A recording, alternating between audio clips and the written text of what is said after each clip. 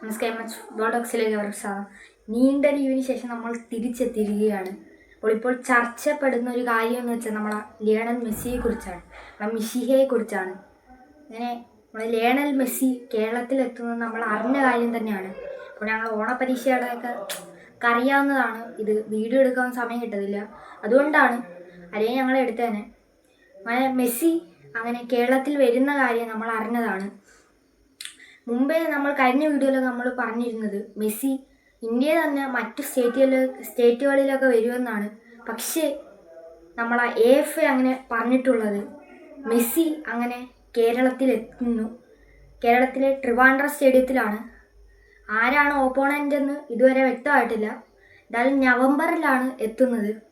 കാരണം മെസ്സി ആരാധകർ നമ്മളെ കേരളത്തിലുള്ളതാണല്ലോ. അപ്പോൾ എന്തായാലും ഇവിടെ കൊണ്ടുവരേണ്ടതാണ്.